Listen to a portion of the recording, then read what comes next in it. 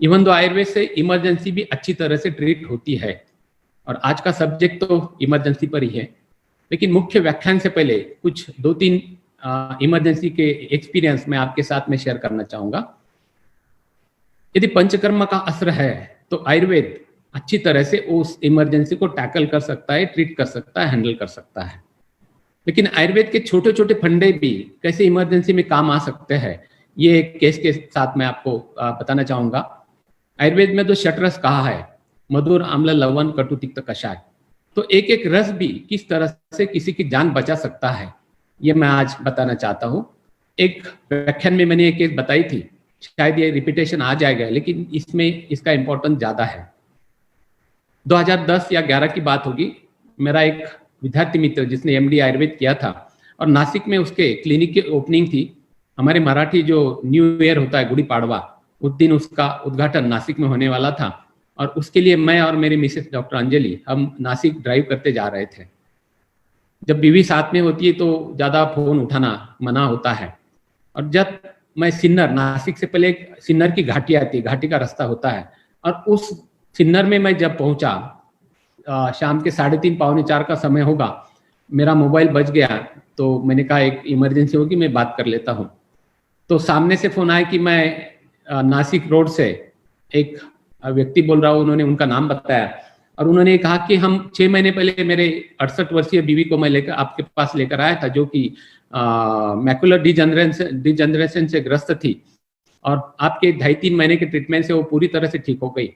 आज सुबह मेरी बीवी उठने के बाद में उसके गले में खिंचाव आया हो, उसकी सांस बंद हो चुकी है, और वो अब आखिरी सांसें गिन रही है। तो आप चमत्कार करते हो, तो इसलिए मैंने आपको फोन करके आगे क्या करना है पूछा। तो मैंने इमीडिएट कहा आप किसी डॉक्टर को बुलाओ, ईएनटी सर्जन को बुलाओ, या किसी फिजिशियन को बुला के उनको दिखा दो, और सुबह से हो रहा है, आप तक क्या कर रहे थे। तो उन्होंने कहा कि 3-4 डॉक्टर आके गए, सभी ने कहा कि आखिरी समय चल रहा है, आप रिश्तेदारों को बुला लो। मैंने उनको पूछा एक्चुअली हुआ क्या है। तो उन्होंने कहा कि उनकी टंग के पीछे खींचकर अटक गई, ऐसे हुआ है, पूरा ड्राइनेस मुख में है, माउथ में है। पानी देने के बाद में भी उनको वो सॉलो नहीं होता है, और उनको काफी तकलीफ हो रही है। तो इमीडिएट मुझे बचपन की याद आ गई।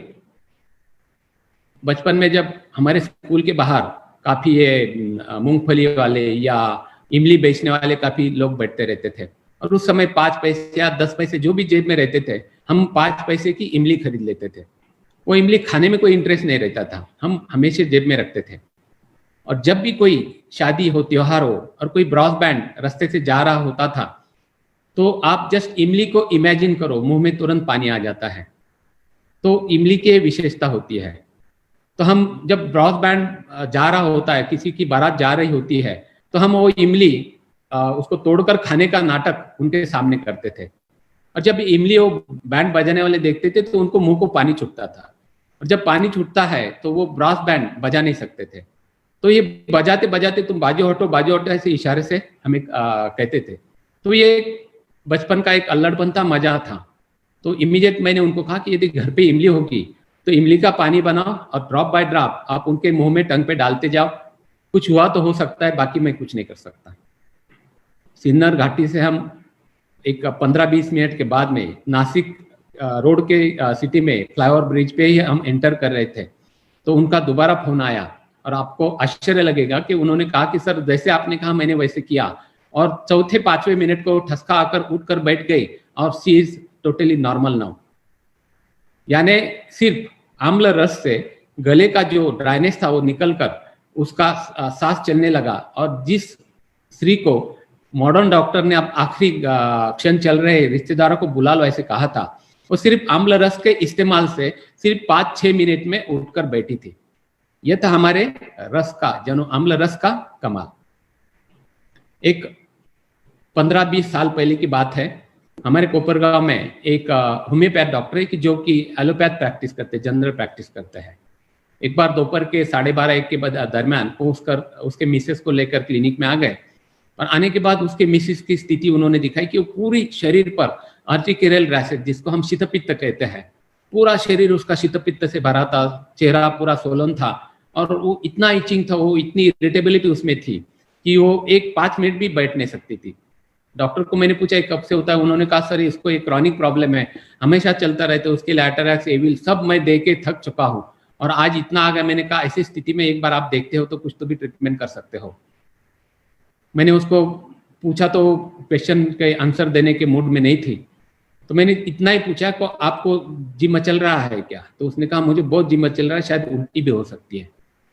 तो मैंने इमीडिएट ये कफ के उत्क्लेश की अवस्था है ये निदान कर लिया और एक मदन पर पिपली एस्टिमोदा और थोड़ा सा टंकन बस ये डाल के एक पुड़ी उस डॉक्टर के पास दे दी और मैंने उनको कहा कि ये घर जाके इसको दे देना और ऊपर से 3-4 गिलास उनको ना पानी पिला दो।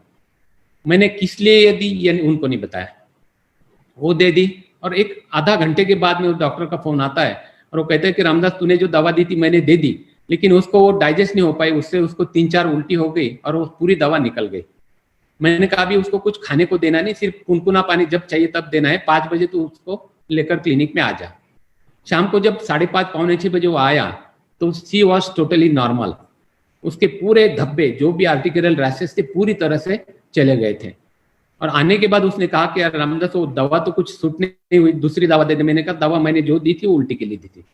तो उसने इमीडिएट कहा मुझे बोलना चाहिए था ना उल्टी के लिए दी। मैंने कहा मैं यदि बोलता ये उल्टी के लिए दी तो शायद ये नहीं लेती।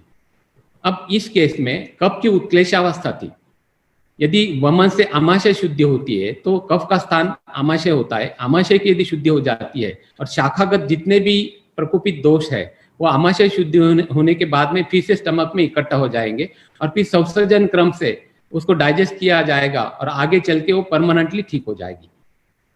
इसके लिए एक सिंपल एग्जाम्पल होता है, जैसे नदी को बाढ़ आ जाता है और पूरा पानी पूरे सिटी में घुस जाता है, वैसे ही है आमाशय में यदि दोष बढ़ते तो शाखागत दोष हो जाते, पानी जैसे गांव में घुस जाता है उस तरीके से होता है। और यदि बाढ़ कम हो जाती है तो पूरा गली मोहल्लों का पानी फिर से नदी को आकर मिलता है। उस तरह से यह कफ की शुद्धि होने के कारण आमाशय एम्प्टी हो गया तो पूरे शाखागत दोष फिर से स्टमक में आ गए और वो पूरी तरह से बाद में ठीक हो गई। एक 8-10 दिन के बाद में एक बार शाखागत दोष के लिए एक बार रक्तमोक्षण कर लिया, बस तब से उसको करीबन 10-15 साल दोबारा आर्टिकुलर रैशेस नहीं आए। तो ये परमानेंट उपाय जो होता है आयुर्वेद से शोधन चिकित्सा से होता है। काफी फोन आते हैं कि डॉक्टर तुम्हारे आयुर्वेद में कोरोना के लिए कोई ट्रीटमेंट नहीं है क्या? तो मैं सबको कहता हूँ आयुर्वेद में तो कोरोना की मेन ट्रीटमेंट है, लेकिन सरकार ने हमारे हाथ जो बांध के रखे हैं, लेकिन कई वैद्यों ने चोरी छिपे या पेशेंट के डिमांड पर ट्रीटमेंट की है और उनमें काफी सक्सेस पाया है। पिछले फ्राइडे की मैं एक केस आपके साथ शेयर करना चाहूंगा। पिछले फ्राइडे को मॉर्निंग में सुबह 6 बजे नासिक में एक 25 वर्षीय एक लड़की है जो कि गुजराती परिवार से बिलोंग करती है और वो नासिक में उसके दादा और दादी के साथ में वो तीनों ही लोग घर में रहते हैं। दादा दादी दोनों भी 70+ है, दादा को सीकेडी, हाइपरटेंशन, डायबिटीज को मॉर्बिडिटी भी है और वो बेड रिडन है, और उसकी दादी जो भी जिसको अल्जाइमर डेवलप हो रहा है और अर्थराइटिस है ना, दोनों भी बेड रिडन है और उनकी दोनों की सेवाएं करती रहती है। तो पिछले फ्राइडे को उसका मॉर्निंग में फोन आया और उसने कहा कि सर कल रात से मुझे हाई ग्रेड फीवर है, करीबन 103 से ज्यादा है और पूरे शरीर में काफी बॉडी के अंगमर्द है, काफी नॉसिएटिक फीलिंग भी होता है, गला तो पूरी तरह से खींचा जा रहा है, मुंह को बिल्कुल स्वाद नहीं है, स्नीजिंग होता है, स्मेल बिल्कुल नहीं आ रहा है। तो ये करंट सिनेरियो में ये लक्षण यदि हम देखते तो ये कोविड-19 के लक्षण है। मैंने हिस्ट्री के लिए थोड़ा कंफर्मेशन के लिए हिस्ट्री पूछी तो मैंने कहा तू कभी बाहर गई थी इतने में? तो उसने कहा सर रोजाना मुझे दूध और सब्जी लाने के लिए बाहर जाना पड़ता है क्योंकि दादा दादी को फ्रेश सब्जी होनी चाहिए। और मैंने वो कौन से एरिया में रहती है पूछा तो उसने पंचवटी एरिया का, जो कि आजकल कंटेनमेंट जोन है, काफी हॉटस्पॉट नासिक में चल रहा है। तो मैंने कहा ये तो डेफिनेटली कोविड है, तू एक काम कर किसी डॉक्टर को दिखा ले, टेस्ट करवा ले और आगे क्या करना है मैं फिर से बताता हूँ। तो रोने लगी, उसने कहा कि सर मुझे पता है ये शायद कोरोना ही है और यदि मैं किसी को दिखाती हूँ मेरी टेस्ट पॉजिटिव आने वाली है और वो पॉजिटिव आती है तो ये लोग मुझे उठाकर सिविल हॉस्पिटल में किसी हॉस्पिटल में भर्ती कर देंगे और मेरे दादा दादी घर पर अकेले रहेंगे, उनका करने वाला कोई भी नहीं है। तो मैं आपको हाथ जोड़ती हूँ, कुछ भी करो, मुझे घर पर ही आप ट्रीटमेंट बताओ। तो मैंने कहा आप एक ही रूम में रहेगी, दादा दादी के पास 7-8 दिन बिल्कुल जाना नहीं है और तू टोटली घर में क्वारंटाइन रह ले। उसको अमृतारिष्ट पूछा तो दादा दादी के कारण अमृतारिष्ट घर में था ही, तो मैंने कहा कि पंचकोलासव एक मंगा ले, अमृत तारिष्टा और पंचकोलासो 2-2 चम्मच 4 चम्मच पानी के साथ में एवरी 3 आवर्स लेना है। महासुदर्शन घनवटी लेकर आने के लिए कहा, लक्ष्मी विलास लाने के लिए कहा, लक्ष्मी विलास महासुदर्शन घनवटी 2-2, लक्ष्मी विलास 1-1 एवरी 2 आवर्स लेने के लिए कहा, और उसको गर्म पानी में हल्दी और नमक डालकर गराड़े एवरी 2 आवर्सली करना है या कूल्हे करना है, और दिन भर गर्म पानी पीकर रहना है। जब तक भूख नहीं लगती है तब तक खाना नहीं है, लंघन करना है। ये इंस्ट्रक्शन उसे दे दी। यदि कभी उल्टी भी होती है तो होने दे, कोई प्रॉब्लम नहीं। उल्टी होती तो दोष निकल जाएंगे, अच्छा लगेगा तुझे, और कुछ भी प्रॉब्लम हो इमीडिएट मुझे फोन करना है। आपको आश्चर्य लगेगा, सैटरडे को मॉर्निंग में 6:30 बजे मैंने खुद उसे फोन किया। फोन करके उसे मैंने तबीयत के बारे में पूछा तो वो काफी खुश थी। उसने कहा कि सर कल 4 बजे से मेरा टेम्परेचर बुखार उतर गया है, गले की खराश काफी निकल गई है, बॉडी भी काफी कम हुआ है, और I am feeling good now. तो भी उसको परहेज रखने के लिए बोला। आज भी उसको ट्रीटमेंट चल रही है। साथ में अब आयुष को, दादा दादी को और उसको घर पर किस तरह से बनाना है ये उसको समझाया, और ये भी साथ में चल रहा है। अब शी इज टोटली नॉर्मल। तो कोरोना ये आयुर्वेद चिकित्सा से सिम्टोमेटिक पेशेंट में भी ठीक हो सकता है, यही इससे प्रूव होता है। मैं हर एक व्याख्यान में कहते आया हूं कि आयुर्वेद के हर एक फैकल्टी के दी बेस्ट रिजल्ट है। तो क्यों ना हमारे हर एक फैकल्टी के स्पेशलिस्ट बने, क्यों ना हमारा गायनेकोलॉजिस्ट बने, क्यों ना हमारा साइकेट्रिस्ट बने, क्यों ना हमारा एंडोक्राइनोलॉजिस्ट बने, क्यों ना हमारा नेफ्रोलॉजिस्ट बने। और मुझे बड़ी बताने में खुशी होती है कि इस लॉकडाउन पीरियड में जितने भी 5-6 व्याख्यान इसके पहले हुए, हर एक व्याख्यान में मैंने ये बात छेड़ी थी, और इसका असर ये हुआ कि करीबन 100 से ज्यादा फोन टोटल इंडिया के कई स्टेट से मुझे आए, और उन्होंने यही कहा कि हम इस सब्जेक्ट में रुचि रखते हैं, तो इसके लिए क्या करना चाहिए, हम इस सब्जेक्ट में स्पेशलाइजेशन करना चाहते हैं। तो ये काफी अच्छा माहौल है कि काफी अच्छी दिन है कि आयुर्वेद का आगे का फ्यूचर ये डेफिनेटली स्पेशलिटी का रहेगा। आज इमरजेंसी का ये सब्जेक्ट है, तो आगे चल के जैसे मॉडर्न साइंस की इमरजेंसी मेडिसिन के सर्टिफिकेट कोर्स होते हैं, वैसा कोई यहाँ से आज के व्याख्यान के बाद में प्रेरणा लेकर आयुर्वेदिक इमरजेंसी तज्ञ या आयुर्वेदिक अत्येक चिकित्सा तज्ञ करके भी प्रैक्टिस कर सकता है, and it will be possible.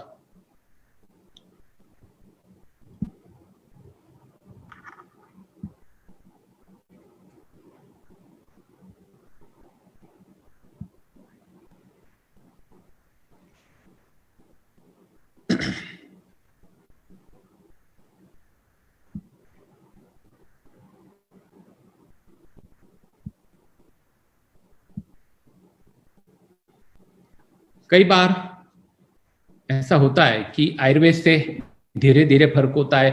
मैंने जब प्रैक्टिस डाली, शुरुआत की, तो काफी डॉक्टर्स मुझे कहते थे कि आयुर्वेद से स्लो फर्क होता है, तो तुम्हें इमरजेंसी तो आती ही नहीं होगी।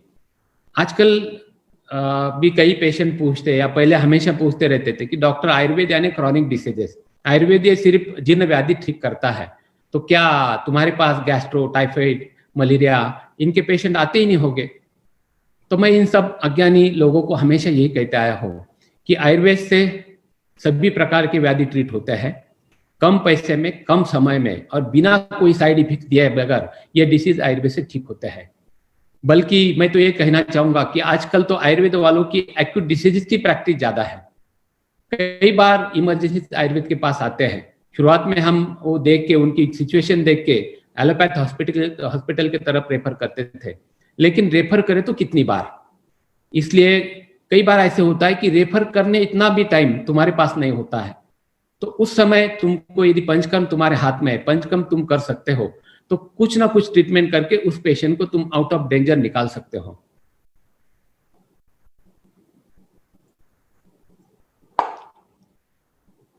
एक 1.25 साल पहले की बात है, बॉम्बे के एक न्यूली मैरिड कपल शादी के बाद में शिरडी में बाबा के दर्शन के लिए आए, और आने के बाद में उनकी कोपरगांव में उस महिला की एक दूर की मौसी कोपरगांव में रहती थी, तो शिरडी नजदीक आए तो मौसी को मिलके जाएंगे, इस बहाने से वो कोपरगांव आ गए।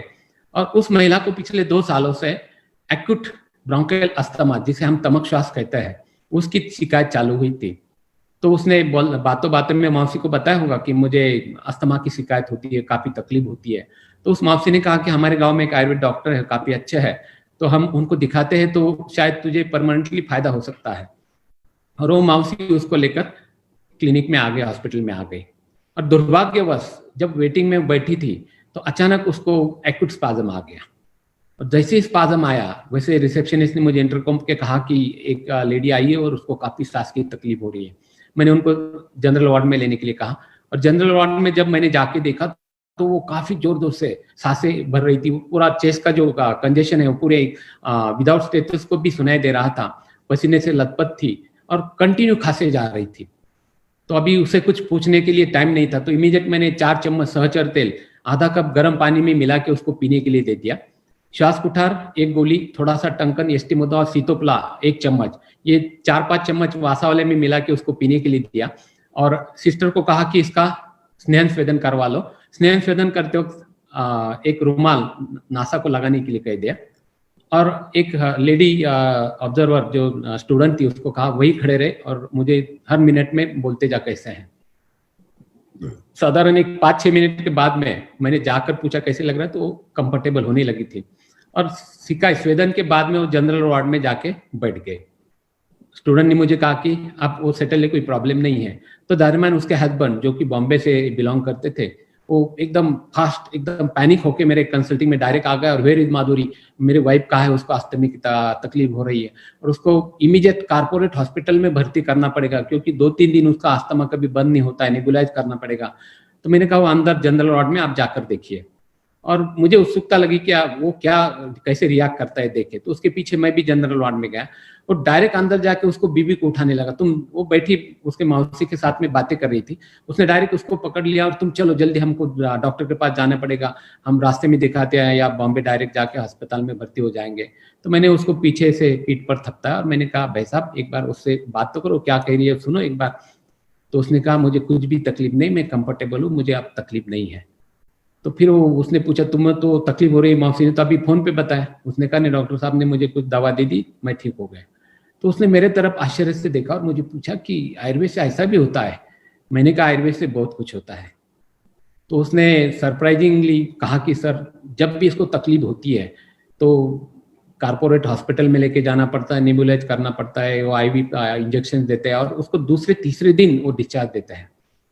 तो मैंने कहा जो है ठीक है, लेकिन ये आगे ठीक हो जाएगा। उन्होंने कहा फिर दवा दे दो, और उसने हॉनेस्टली सब दवा पूरी विश्वास के साथ वो लेकर गया, और आगे चल के एक बार वमन भी उसका हो गया, she is totally cure now, यानी उसको दोबारा वो तकलीफ नहीं हुई।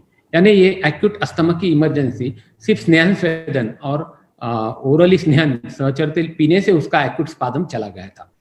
यानी ये काफी बार होता है कि लोग नेबुलाइज करते या इनहेल करते तो गर्म पानी पीते हैं या चेस्ट को स्नेहन स्वेदन करते तो स्पाज्म निकल जाता है, संप्राप्ति भंग हो जाती है। मैंने मेरी प्रैक्टिस 1988 में शुरू की और 1989 में पुणे में एक अत्येक चिकित्सा और आयुर्वेद जो कि अपना आज का सब्जेक्ट है, इस सब्जेक्ट पर वहां पर एक नेशनल सेमिनार होने वाला था। आप लोग, मैं हमेशा कहते रहता हूँ, आप लोग काफी भाग्यवान हो कि आपको कंटिन्यूसली मंथली बोले तो हर हफ्ते में कहीं ना कहीं वेबिनार सेमिनार चलते रहते हैं। और आप तो इतने लकी कि पूरे लॉकडाउन में आजकल आप घर पर बिस्तर पे सोते सोते, सोफा पे बैठे बैठे आराम से पैर फैलाते भी वेबिनार सुन रहे हो, ज्ञानार्जन आपका हो रहा है। हमारे जमाने में इतने व्याख्यान, इतने लेक्चर्स या कॉन्फ्रेंस नहीं होती थी। 84 में मेरे कॉलेज में एक नेशनल राजक्षमा पे एक वेबिनार सेमिनार हुआ था, और उस समय मैंने पहली बार मेरे गुरुजी जो कि आदरणीय प्रताप जोशी नाना धुलिया में है, तो सबसे पहले एक सिंपल सफेद पायजामा कुर्ता में मैंने उनको वहां पर जोरदार बैटिंग करते हुए मैंने देखा था। और उस समय सूट बूट में बैठे सब बाकी वैद्यगण चुपचाप उनका व्याख्यान सुन रहे थे। और उस समय मैंने तय कर लिया था कि नाना का मैं पहला स्टूडेंट बनूंगा, और मैं पहला स्टूडेंट नाना का बन गया। और सेकंड ये वेबिनार सेमिनार हो रहा था तो मैंने उत्सुकता से रजिस्ट्रेशन करवाया और मैं पुणे चला गया। जब सेमिनार शुरू हुआ तो वैद्यों का मेरा एक माइंड था कि ये कार्डियक इमरजेंसी के बारे में बोलेंगे, स्ट्रोक के बारे में बोलेंगे, लेकिन एक वैद्य ने दंत शूल के बारे में बताया, एक वैद्य ने शिर शूल के बारे में बताया, एक वैद्य ने उदर शूल के बारे में इमरजेंसी बताई, एक ने तो नाखून में किस तरह से दर्द होता है और वो इमरजेंसी मैंने किस तरह से ट्रीट की, इसके बारे में वहां पर एक पूरा 1 घंटे का व्याख्यान दिया। तो मैं फाइनल BMS तक मॉडर्न माइंड का था, एलोपैथ प्रैक्टिस मैंने फाइनल ईयर तक की है, और गलती से फाइनल में गोल्ड मेडल मिला, इसलिए गलती से मैं आयुर्वेद की तरफ आ गया और वैद्य बन गया। तो पूरा माइंड ये उस समय एलोपैथ दवा का था, एलोपैथ माइंड था। तो मैंने कहा ये तो मैंने 1 साल में ऐसे पेशेंट तो कितने देखे और आयुर्वेद से भी ट्रीट किए, इसमें कहाँ नयापन है। तो मैंने एक चिट्ठी ऑर्गेनाइजर को लिखी थी कि कार्डियक अरेस्ट पे बोलो या माए पे बोलो या किसी या स्ट्रोक पे बोलो, ये क्या इमरजेंसी है क्या। तो शायद मेरी चिट्ठी को डस्टबिन की जगह मिली होगी। आगे कुछ लेक्चर में किसी ने ये विषय सब्जेक्ट उठाया नहीं। तो बाद में 1-2 लेक्चर सुनकर मैं निराश होकर घर वापस लौट गया। पूरा हफ्ता अत्यधिक चिकित्सा और उस अत्यधिक चिकित्सा का अत्यधिक विषय सब्जेक्ट मेरे माइंड में घूमता रहा कि अत्यधिक चिकित्सा बोलते हैं और इसको ये क्या बताते हैं ऐसे। लेकिन पूरे अभी 32 ईयर्स के प्रैक्टिस में कई इमरजेंसी देखी, ड्यूरिंग वोमन आंजनल पेन देखे, कार्डियक प्रॉब्लम देखे, वो आयुर्वेद से ट्रीट करवाए। लेकिन आजकल तुम देखो कि ड्यूरिंग पैंडेमिक कोई प्राइवेट में भी रिस्क नहीं उठाता है। कार्डियक डीएम, कार्डियोलॉजिस्ट भी, फिजिशियन भी आजकल इंस्टीट्यूट में चेस्ट पेन के पेशेंट रेफर करते हैं, वो अपने प्राइवेट में नहीं करते हैं। और यदि गलती से कुछ भी हो जाता है तो लोग मारने पे उतारू हो जाते हैं। मैंने एक 6 महीने पहले बॉम्बे की एक केस देखी कि एक पेशेंट को जिस गायनेकोलॉजिस्ट ने उसके 4 डिलीवरी गरीब है इसलिए टोटली फ्री की थी, कभी भी 1 पैसा भी उससे नहीं लिया, और 5वें टाइम थोड़ी सी कुछ तो भी मिस्टेक हुई तो उसने उस डॉक्टर को मार दिया था। यानी इतनी लोग पैनिक हो जाते हैं। तो ऐसे रिस्क नहीं उठाना, इसलिए मैं कार्डियक के बारे में आज नहीं बताऊंगा। शायद मेरे व्याख्यान के बारे में आप भी बोलेंगे कि आपने भी कहा तीर मारा है, आपने भी अत्यधिक चिकित्सा के नाम पे दूसरा ही बताया है। वो अलग सब्जेक्ट हो सकता है, इसलिए उसके ऊपर मैं नहीं बोलूंगा। अत्यधिक चिकित्सा किसे कहनी चाहिए ये भी एक तद्वितीय संभाषा का सब्जेक्ट हो सकता है। लेकिन जिस पेशेंट को लाइफ सेविंग ड्रग की जरूरत होती है और ऐसा पेशेंट यदि तुम आयुर्वेद चिकित्सा से ठीक करते हो तो उसे अत्यधिक चिकित्सा कहनी चाहिए। ये मेरा एक मेरी डेफिनेशन है। शायद व्यक्तिनुरूप उसमें भी बदलाव आएगा, व्यक्तिनुरूप कोई अलग अलग व्याख्या भी उसके कर सकता है।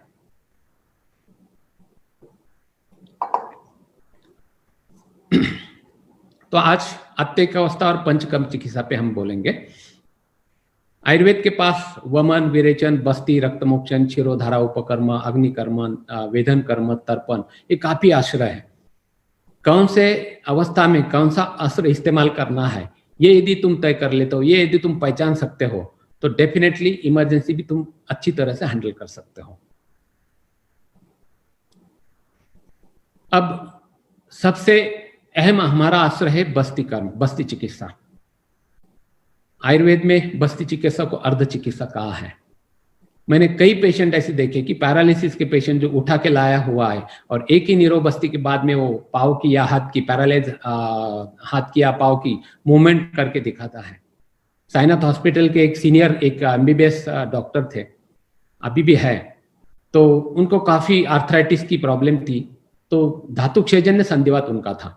जब भी मेरे थर्सडे के दिन विजिट रहते तो आकर मिलते थे, मुझे काफी प्रॉब्लम है, और जब मैं उनको दवा के कहता था उसको लिए दवा लेंगे या पंचकर्म करेंगे तो दवा मुझे एसिडिटी दवा मुझे टॉलरेट नहीं हो पाएंगे कहते थे, और पंचकर्म में बस्ती के बारे में यदि बताता तो वो नहीं बाद में लेंगे ऐसा करके निकल जाते थे।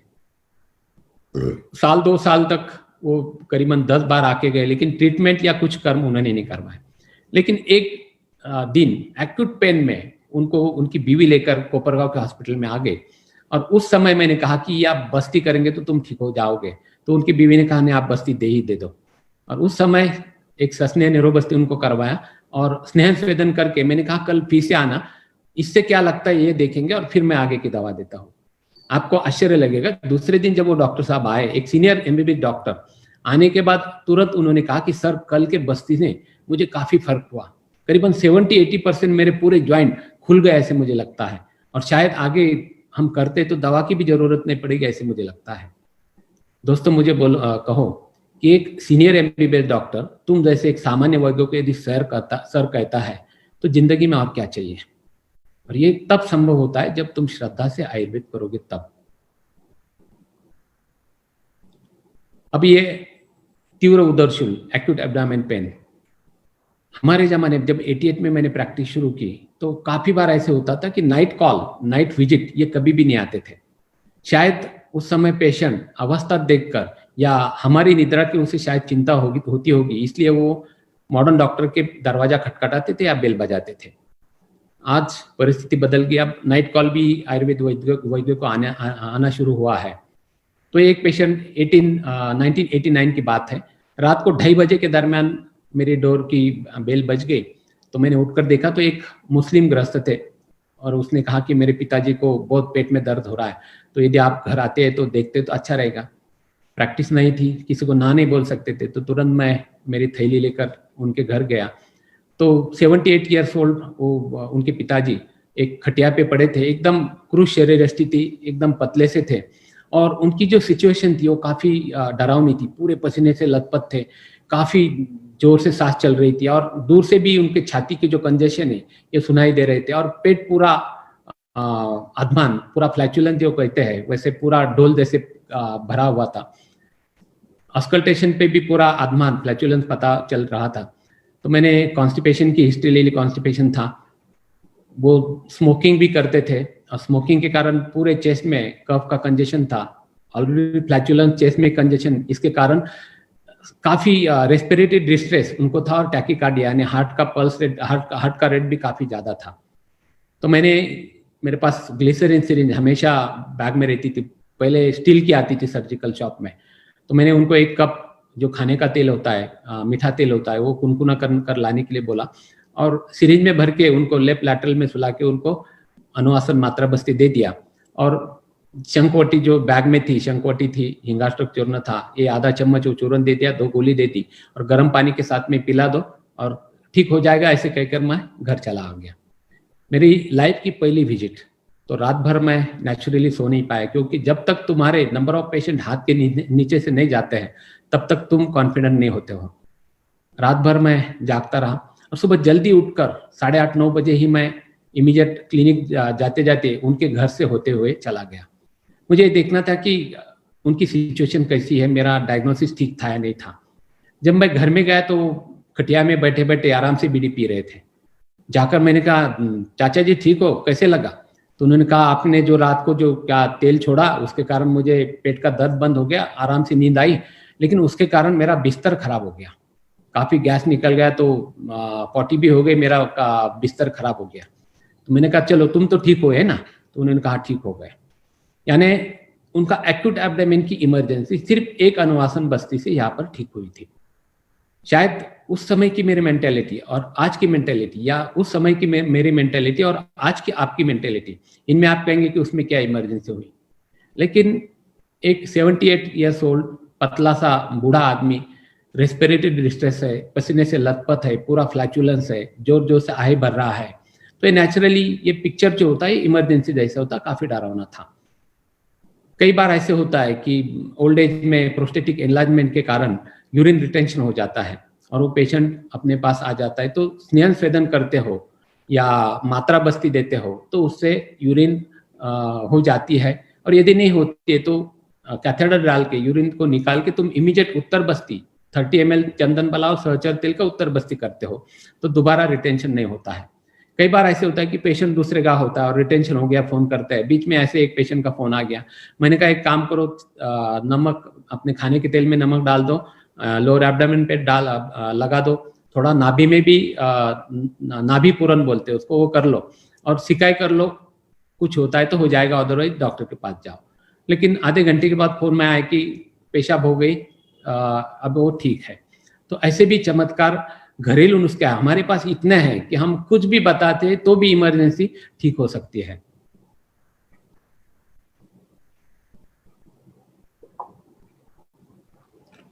ये भी केस मैंने पहले बताई है, जिन्होंने नहीं सुनी उनके लिए दोबारा कहता हूं कि एक्यूट एब्डोमेन वाला, यूरिन रिटेंशन वाला पेशेंट आयुर्वेद के पास आता है और सिर्फ 8 या 10 मिनट में वो ठीक हो जाता है। ऐसे यदि मैं कहूँ तो शायद किसी को विश्वास नहीं होगा। ये एक यूपी का एक स्टूडेंट यही के इंजीनियरिंग कॉलेज में पढ़ता था और एक या 1:30 बजे के दरमियान वो एंटी चेम्बर के रूम से डायरेक्ट मेरे कंसल्टिंग में के गेट में आकर खड़ा हुआ और रोते रहते उसने कहा कि सर मेरे पेट में बहुत दर्द है, बहुत दर्द हो रहा है और कुछ भी करो मुझे आप ठीक कर दो। मैंने उसको कहा कि तुम एंटी चेम्बर में सोफा सेट पर ही सो जाओ, और वहीं पे मैंने चेक किया तो लोअर एब्डोमेन में काफी डिस्टेंशन था। तो इमीडिएट यूरिन रिटेंशन का मन में ख्याल है, तो मैंने पूछा यूरिन को कब से नहीं गए? उसने कहा सर 4 घंटे हो गए और यूरिन अटक गई, पेशाब निकल ही नहीं रही है। तो ये पॉसिबल कब होता है, जब रीनल कोलिक हो। तो मैंने रीनल कोलिक की हिस्ट्री पूछी तो उसने कहा इसके पहले 2 बार मुझे पथरी हो चुकी है और दोनों भी बार पीसीएनएल सर्जरी से मैंने वो निकाली थी। 1-1.5 महीने पहले फिर से लेफ्ट साइड में दर्द हुआ था, उसके बाद में दर्द नहीं हुआ, लेकिन आज डायरेक्ट मेरी पेशाब अटक गया और वहां पर पेनिस में मुझे बहुत दर्द हो रहा है। इन शॉर्ट, वो पत्थर जो भी रिनल स्टोन था, मूत्राशमरी थी, ये नीचे आकर पेनिस में उसने ऑब्स्ट्रक्शन, अवरोध किया था और उसके कारण यूरिन रिटेंशन होके उसको सीवियर एब्डोमेन पेन शुरू हुआ था। तो इमीडिएट मैंने एक स्टूडेंट को एक 50 ml सहचर तेल, कोष्ण सहचर तेल का मात्रा बस्ती सोफा सेट पर ही देने के लिए कहा और उसको मैंने कहा कि आप टॉयलेट जाकर मसल रिलैक्स करके, माइंड रिलैक्स करके पेशाब करने की कोशिश करो, शायद निकल जाएगा। और मैं वापस कंसल्टिंग में आके सामने जो पेशेंट्स थे उनके सामने मैं बातें करना शुरू कर दिया। 2-3 मिनट में फिर से वो टॉयलेट से बाहर आ गया और फिर से कंसल्टिंग में आके कहने लगा, सर बिल्कुल नहीं हो रहा है, पेशाब भी नहीं हो रही, लगा तो आपका ऑपरेशन करना है तो करो, लेकिन मुझे ठीक करो। तो मैंने कहा मुझे जो करना था वो मैंने किया, इससे आगे तो मैं कुछ नहीं कर सकता। अब एक हो सकता है कि फिर तुम सर्जन के पास जाओ और वो सर्जरी करना है तो वो कर सकता, मैं तो नहीं कर सकता। एक काम करो, फिर से एक बार ट्राई करो, तब तक मैं एक सर्जन से बात करता हूँ। तो फिर मैंने एक सर्जन को फोन लगाया और उनसे मैंने हिस्ट्री बताई। तो उन्होंने कहा अपने को पहले डायलेटर डाल के उस स्टोन को, पथरी को ब्लैडर में पुश करना पड़ेगा, यूरिन को निकालना पड़ेगा और फिर ऑपरेट करना पड़ेगा। मैं उनसे बात ही कर रहा था, तो जैसे आर्किमिडीज रास्ते पे यूरेका करते हुए दौड़ा था, वैसे वो एंटी चेम्बर में आके सर निकल गया, सर निकल गया, सर निकल गया करते हुए उसने हाथ में वो 9 mm का स्टोन मुझे दिखा दिया। उसने कहा ये निकल गया और पेशाब भी हो गया, मेरा पेट दर्द बंद हो गया। यानी acute urine retention, acute abdomen pain सिर्फ एक सहचर तेल की मात्रा बस्ती से सिर्फ 8 या 10 मिनट में पूरी तरह से बंद हुआ था। और ये चमत्कार होता है अपने आयुर्वेद में। एक यूपी के रहने वाले एक न्यूली कपल थे, वो गजराज सिंह उनका नाम था, और मेरे शुरुआत के प्रैक्टिस के दिनों में ही वो एक दिन आके कहने लगा कि सर मेरी शादी हो गई और एकलौती बीवी है, तो उसको काफ़ी पेट में दर्द होता है, मैं परेशान हो चुका हूँ, काफ़ी डॉक्टर्स को दिखाया, सब स्कैनिंग करवाया, एक्सरे निकाले, सब किया, लेकिन उसको फायदा ही नहीं होता है। तो मैंने कहा ठीक है, जब एक्यूट दर्द कभी होता होगा तो हम देखेंगे, तब लेकर आना, मैं चेक करूंगा। और दूसरे ही दिन दोपहर 1-1:30 बजे के दरमियान वो आया और उसने कहा सर बीवी को पेट दर्द शुरू हो गया, आप प्लीज घर चलो, उसे देख लीजिए। मैं जब उनके घर गया तो वो दृश्य देख के मैं भी डर गया। मैंने कहा इनको तो किसी अस्पताल में भर्ती कराओ, इसको आईवी फ्लूइड लगेगा, इंजेक्टेबल लगेगा, वो क्योंकि वो कॉट के इस तरफ से इस साइड से उस साइड तक इतने जोर जोर से करवटें बदल रही थी, पूरे पसीने से लथपथ थी और जोर जोर से वो चिल्ला रही थी, रो रही थी। मैंने कहा किसी हॉस्पिटल में लेके जाओ। उसने कहा सर मैं काफी बार लेकर जा चुका हूँ, शाम तक रखते हैं, शाम तक ठीक होता है, घर आने के बाद 2-3 दिन के बाद फिर से वही शुरू होता है और मैं परेशान हुआ, आप ही कुछ कीजिए। तो जब उसने कहा कि ये हमेशा होता है तो मैं थोड़ा सा रिलैक्स हुआ। तो अब क्या करना चाहिए? तो इमीडिएट नाना का जो वाक्य है मेरे कान में आया कि vata is equal to Shiv is equal to vata, vata is equal to बस्ती। तो मैंने कहा इसको बस्ती पहले दे देते हैं। उसने 10-10:30 बजे नाश्ता किया था, तो मैंने कहा देने में कोई प्रॉब्लम नहीं, डाइजेशन हुआ है। तो मैंने मेरे जो बैग रहती थी उसमें आधा लीटर के 2 दशमूल बाला आयरन के कषाय से वो भरी रहती थी। एनिमा पॉट इमरजेंसी किट में हमेशा रहता था और ग्लिसरीन सिरिंज भी रहती थी। तो मैंने स्नेहयुक्त तो निरो बस्ती उसको वहीं पे दे दिया। उसने कहा नहीं आप ही दे दो, कोई प्रॉब्लम नहीं है, बस्ती दे दिया। और मैं लिविंग रूम में आकर पेपर पढ़ते बैठा, तब तक वो जाकर उसको टॉयलेट से लेकर आ गया। आने के बाद मैंने पूछा कैसे लग रहा है? उसने कहा थोड़ा सा ठीक लग रहा है। तो मैंने कहा फिर से एक स्नेहन बस्ती देता हूँ, और मैंने फिर से खाने के तेल 1 कप भर के कुनकुना करके उसको बस्ती दे दिया और उनको कहा मैंने कि शाम को 5 बजे आप क्लिनिक आ जाइए, मैं आगे की दवा दे दूंगा। और शाम को जब वो दोनों साथ में आए तो आने के बाद उसने कहा सर अपने जो तेल का इनेमा किया उसके बाद में मेरे पूरे पेट में एकदम ठंडक सी महसूस हुई और मुझे शांति से नींद लगी। 4 बजे तक मैं शांति से सोई थी, मुझे आप बिल्कुल भी दर्द नहीं है। तो फिर मैंने उनको एक सिरिंज, ग्लिसरीन सिरिंज लिख के दिया और घर पर ही कैसे करना है बता दिया, कुछ दवा दे दिया, और जब भी पेट में दर्द होता है आप बस्ती लेते जाओ, ऐसे कहा। आपको आश्चर्य होगा कि उसके बाद में आज तक करीबन 25-26 साल हुए होंगे, उसको दोबारा कभी एब्डोमेन पेन नहीं हुआ। आज भी वो गजराज सिंह कभी भी कुछ प्रॉब्लम जो कि मॉडर्न डॉक्टर से सॉल्व नहीं होता है तब मुझे फोन करता है और मुफ्त में फोन पर कंसल्टिंग ले लेता है। यानी एक्यूट एब्डोमेन की पेशेंट महिला जो कि मॉडर्न डॉक्टर से उसका डायग्नोसिस नहीं होता और उसे वो साइकिक पेशेंट डायग्नोस करते हैं, ऐसी महिला आयुर्वेद के पास आती है और एक ही बस्ती से पूरी तरह से ठीक होकर मॉडर्न डॉक्टर का वो साइकिक पेशेंट का डायग्नोसिस झूठा साबित करती है। ये केवल और केवल सिर्फ आयुर्वेद के कारण हो सकता है। तो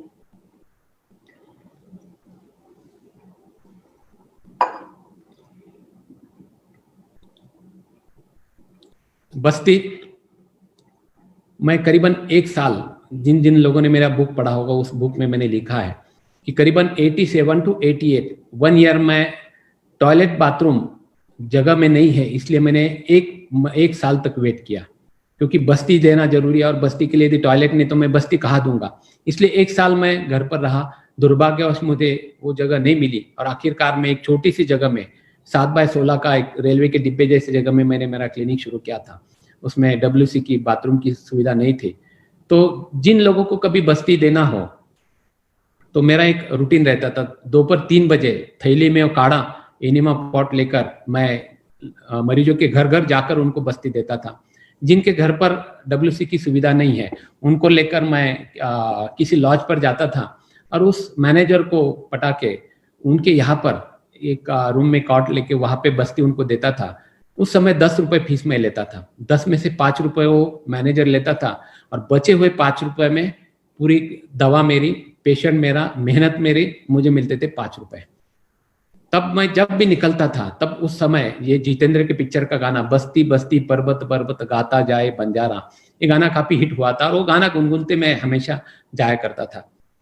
और नाना भी उस समय हमेशा ही कहते थे कि बस्ती द्यावा बस्ती घ्यावा बस्ती जीवीचा विसावा, यानी बस्ती लेना चाहिए, बस्ती देना चाहिए और बस्ती लेने के बाद में जो रिलैक्सेशन होता है ये महसूस करना चाहिए।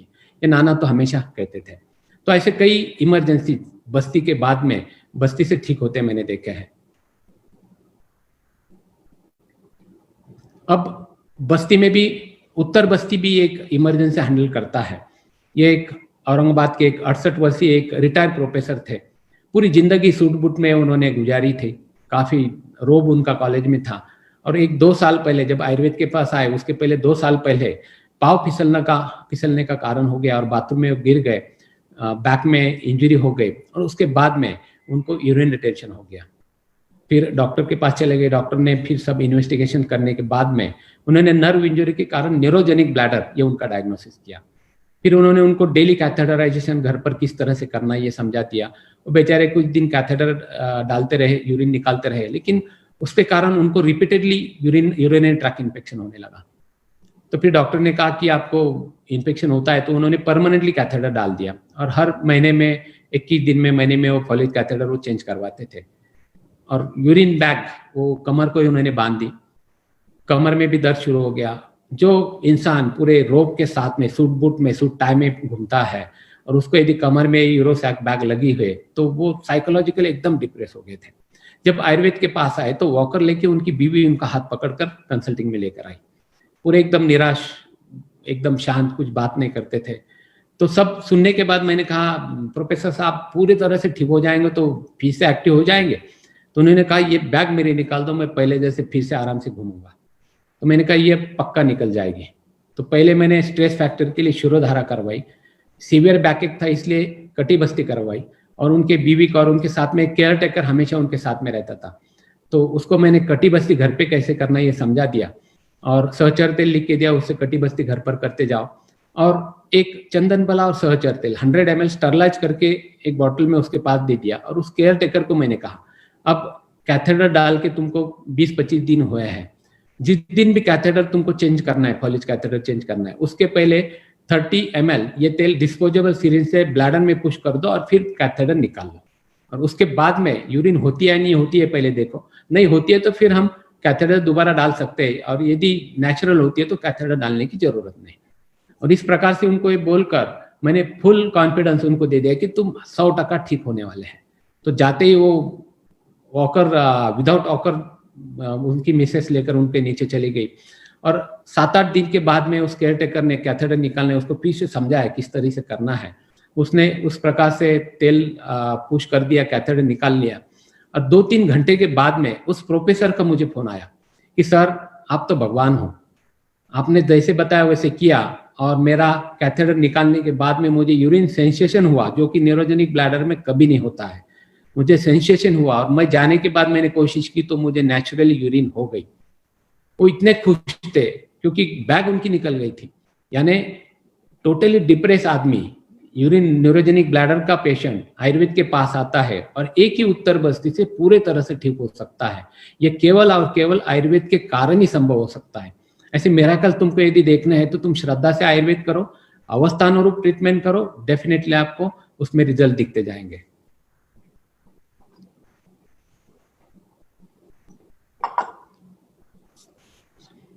और एक पंचकर्म में जिसे अर्ध चिकित्सा कहा है, आयुर्वेद में जिसे अर्ध चिकित्सा कहा है, वो दूसरा अपना एक इमरजेंसी में काम आने वाला कर्म है रक्त मोक्षण। मैं जब महाराष्ट्र स्टेट आयुर्वेद महासम्मेलन का प्रेसिडेंट हुआ तो अक्टूबर 2017 में शिरडी में जंगली महाराज आश्रम में हमने एक नेशनल आयुर्वेद सेमिनार लिया था। और जो आए उनको आप पूछो कि इंडियन हिस्ट्री का दी बेस्ट ये सेमिनार था, नेशनल कॉन्फ्रेंस थी। पूरा 2 दिन का pack full, 1500 doctors all over India से आए थे। उनके रहने का इंतजाम, खाने का इंतजाम टोटल सिर्फ 200 या 300 रुपीज फीस में हमने किया था। और 60 पेशेंट के ऊपर लाइव स्टेज पे हमने सभी प्रकार के पंचकर्म के लाइव डेमोन्स्ट्रेशन दिखाए थे। गुरुवार के दिन शिरडी ओपीडी होती है, उस समय वहां पर सब पेशेंट मैंने निकाले और सबको कहा कि आपको ये ट्रीटमेंट करनी है, सैटरडे के दिन जंगली महाराज आश्रम आ जाना है। और जो पेशेंट जिनको जो प्रॉब्लम थे, इवन दो उत्तर बस्ती भी हमने इन कैमरा स्टेज पे दिखाया, यानी सब कर्म वहां पे दिखाए थे। तो उस समय एक लेडी थी जो कि एक 4 साल पहले आयुर्वेद के पास आई थी और आयुर्वेद ट्रीटमेंट से हमने जो शिरडी में ट्रीटमेंट करवाई थी उसको पुत्र प्राप्ति हुई थी। और उसके बाद में वो 4 साल के बाद में उस गुरुवार के ओपीडी शिरडी में आई थी। तो आने के बाद उसने कहा था सर मेरे पूरे शरीर में बहुत अंगार होती है, बहुत तकलीफ होती है। सिर्फ मैंने ये पूछा कि पीरियड कैसे आता है, उसने कहा पीरियड 4-5 महीने आता नहीं, आता है तो जस्ट स्पॉटिंग होता है। अपन वायु दुष्टि थी, दूषित रक्त बाहर नहीं जाता था। तो मैंने कहा शनिवार को वहां जाओ, हम रक्त मोक्षण करेंगे, आप ठीक हो जाओगे। और उसका स्टेज पे मेरे हिसाब से डॉक्टर अविनाश देवरे जो कि पुणे में है, उसने स्टेज पर उसका रक्त मोक्षण किया। और उस महिला ने, हमारा 2 दिन का शेड्यूल इतना पैक था, मिनट टू मिनट हमारे फिक्स थे। तो उसने वो डेमोन्स्ट्रेशन होने के बाद में वो मुझको आकर मिला और मुझे कहा सर मुझे स्टेज पे 2 मिनट दे दो, मुझे 2 मिनट बोलना है। मैंने कहा टाइम नहीं है, आप जाओ, नहीं पॉसिबल नहीं होगा। मैंने टाल दिया। लेकिन वो महिला अकेली आई थी दूसरे गांव से, तो रात भर उसी आश्रम में वो अकेली रही। और दूसरे दिन जैसे ही प्रोग्राम शुरू हुआ और पहले स्पीकर का हम नाम लेने वाले थे, बिना किसी की इजाजत वो डायरेक्ट स्टेज पे जाके खड़ी हो गई। और वहां जाकर उसने जो भी बातें बोली, आज भी मैं याद करता हूं तो शरीर पे रोंगटे खड़े हो जाते हैं। एक अनपढ़ लेडी, अनएजुकेटेड लेडी ने जो आयुर्वेद का गुणगान उस समय गाया था, जो भी डॉक्टर्स उपस्थित थे उनको आप पूछो, वो इतना अच्छा बोली थी आयुर्वेद के बारे में। तो उसने यही कहा था कि 4 महीने से मेरे पूरे शरीर में इतनी अंगार थी, मैं दिन में 5-5, 6-6 बार नहाती थी। कई बार ऐसे लगता था कि मैं पानी में ही बैठे रहूं, रात सो नहीं पा रही थी और पूरी परेशान थी मैं। और कल इन्होंने रक्त निकाला, खून निकाला और तब से आज तक, अब तक मुझे बिल्कुल ही प्रॉब्लम नहीं। रात को मैं इतनी सुकून से, घर के बाहर होने के बावजूद मैं यहाँ अकेली इतनी सुकून से सोई, मुझे कुछ भी तकलीफ नहीं है। मेरा पूरा सर्वांग दाह सिर्फ उस एक रक्त मोक्षण से पूरी तरह से चला गया। यानी उसकी जो इमरजेंसी थी, उसको 4 महीने में क्या उसने भुगता था, ये इमरजेंसी उसको पता थी। यानी एक ही रक्त मोक्षण से उसका सर्वांग दाह ये पूरी तरह से चला गया था। मेरा एक क्लासमेट क्रॉनिक अल्कोहलिक था और उसको राइट हाइपोकॉन्ड्रिया में काफी बर्निंग होते रहता था। कई डॉक्टर्स को दिखाया, उन्होंने सभी ने कहा कि अल्कोहल छोड़ दो, लेकिन वो तो एडिक्ट था, वो छोड़ने वाला नहीं था। साथ में टोबैको भी थी। तो एक दिन वो मेरे पास आता नहीं था, क्योंकि आने के बाद तो ताने सुनने थे, क्योंकि मैं तो उसको वही सुनाने वाला था। और आखिरकार एक दिन वो आया और उसने कहा रामदास मुझे बहुत बर्निंग होती है। मैंने 3-4 बार पूछा कि थ्रॉबिंग पेन्स होता है, दर्द होता है? वो कुछ नहीं, सिर्फ बर्निंग होता है, इतना ही कहता था। तो मैंने कुछ नहीं किया, सिर्फ राइट क्यूबाइटल से उसका 50-60 ml रक्त मोक्षण कर दिया और बस उसको कहा कि हर 6 महीने के बाद में तू आते जा, तेरा अल्कोहल मैं ब्लड से निकालते जाऊंगा। बस इतना ही किया, उससे उसका राइट हाइपोकॉन्ड्रिया का दाह पूरी तरह से चला गया, यानी वो इमरजेंसी सिर्फ रक्त मोक्षण से उसकी चली गई। अभी ये भी 2 केस मैंने रक्त मोक्षण के व्याख्यान में बताए हुए, जिन लोगों ने नहीं सुने उनके लिए बताता हूँ कि एक इंजीनियरिंग कॉलेज के प्रिंसिपल थे, ये भी एंटी आयुर्वेदा थे, उनकी बीवी मेरी पेशेंट थी।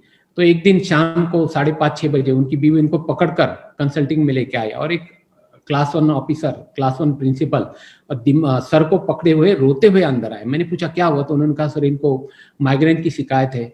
मैंने कहा कब से, बोले 8 दिन हो गए। मैंने कहा फिर 8 दिन क्या किया आपने?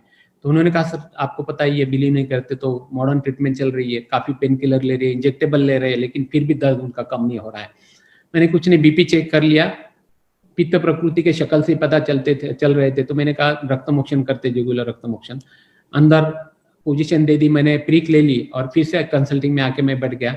स्टूडेंट ने वो बाकी का काम किया और 15 मिनट के बाद वो सर कंसल्टिंग में आए और आने के बाद उन्होंने एक ही कहा कि आयुर्वेद इतना फास्ट होता है ये जिंदगी में मैंने पहली बार देखा।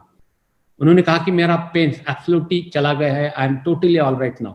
और उन्होंने सभी स्टूडेंट को सैल्यूट करके कहा कि मैं 3 years to आयुर्वेदा, कि मैं आयुर्वेदा को तो फैन हो गया, मेरा दर्द पूरी तरह से चला गया।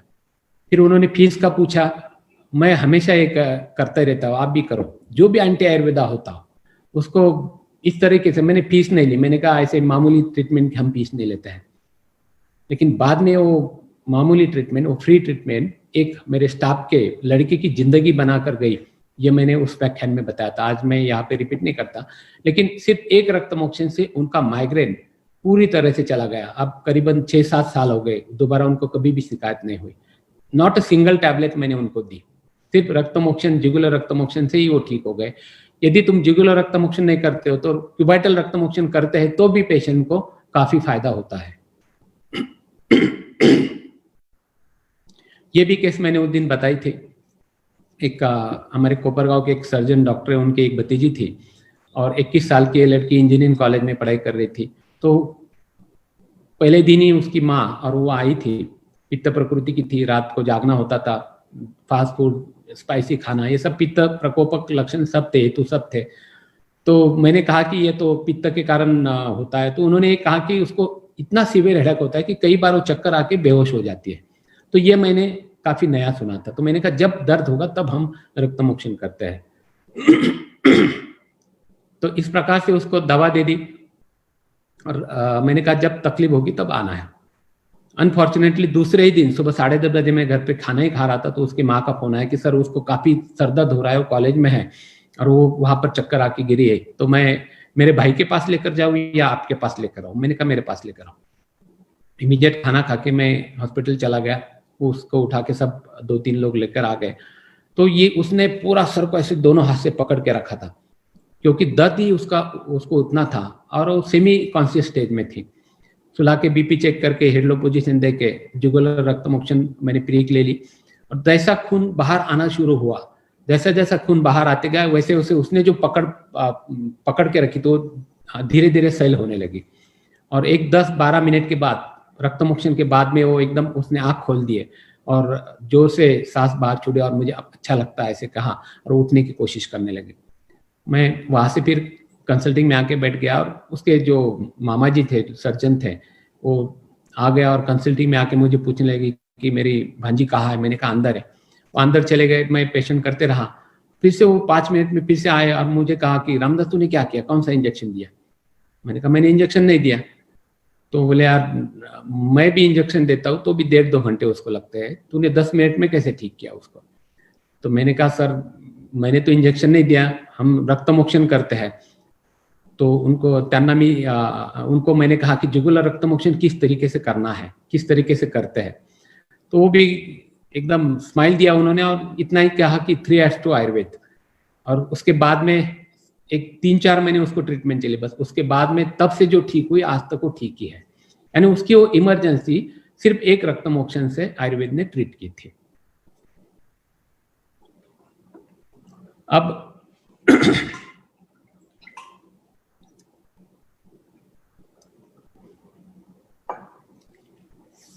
नस्य जैसे कर्म, एखादा नस्य जैसे कर्म किसी बच्चे की जान बचा सकता है। Can you believe? आप बोलेंगे क्या फेंकते हैं, बट इट्स फैक्ट। ये मेरे पुराने दवाखाने के पीछे एक शाह करके एक फैमिली रहती थी। उनके कोपरगांव में 3 मेडिकल शॉप थे। नेचुरली तीनों मॉडर्न दवा बेचते थे, तो पूरे एलोपैथ माइंड के थे, मॉडर्न माइंड के थे।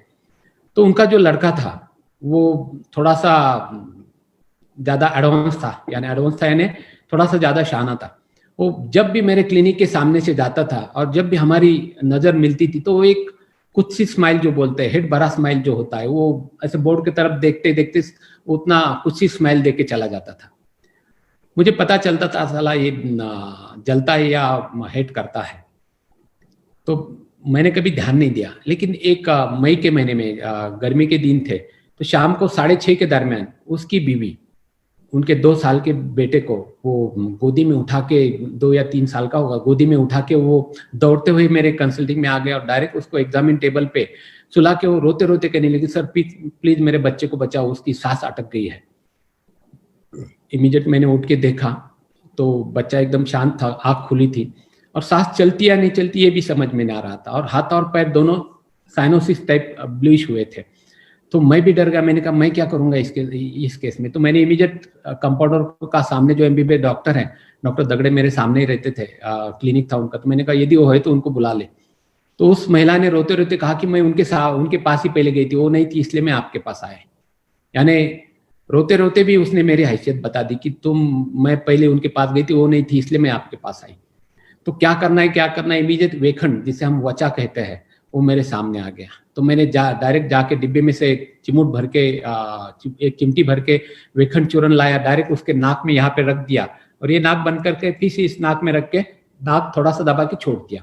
जैसे वेखंड उसके सांस से अंदर गया वैसे उसके आंख हिल गए। फिर से एक बार करने के बाद में एक जोर से छींक आके वो जोर से रोना शुरू कर दिया उसने।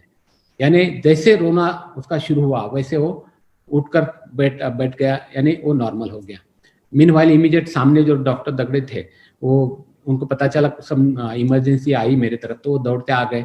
आने के बाद उसने पूछा क्या हुआ था, मैंने कहा सर ऐसे हुआ था, मैंने ये किया और ये, तो मैं भी नया था। तो उन्होंने भी उस लेडी को कहा कि मेरे पास भी यदि आते तो मैं भी कुछ नहीं कर सकता था इसमें, इसके लिए ईएनटी या इसके लिए एक तो सर्जन चाहिए या एनेस्थेटिस्ट चाहिए, क्योंकि ये सिचुएशन इंट्यूबेशन की थी, ट्यूब डाले बगैर ये सांस उसकी नहीं चल पाती। और ये तो मैं जनरल प्रैक्टिशनर हूँ, एमबीबीएस हूँ, तो ये मैं नहीं कर सकता था। और आप ये बच्चा जो बचा है ये आयुर्वेद के कारण बचा है, इसके कारण बचा है, नहीं तो आपका बच्चा, क्योंकि यहाँ से सर्जन या एनेस्थेटिस्ट करीबन 10 मिनट की दूरी पर है और तुम कितने भी जोर से जाते तब तक ये गाया होता। मीनवाइल घर वालों ने फोन किया था उसके लड़के को, तो वो भी आ गया और आने के बाद डॉक्टर ने जब ये सब उसको बताया तो वो रोने लगा और रोते हुए इसने ट्रिमर्स हाथ में ऐसे ट्रिमर्स करते करते उसने हाथ जोड़े और जेब में से एक नोटों का बंडल रख के मेरे टेबल पे रखा और कहा कि सर आपके कारण मेरा बच्चा बच गया है, आपकी फीस आप जितनी चाहिए उतनी ले लो, लेकिन मैं आपका बहुत आभारी हूँ। मैंने जब पहले कहा कि जो एंटी आयुर्वेदा होते हैं उनको आयुर्वेद के पास परमानेंट खींचने के लिए ये काफी बड़ा उपाय होता है।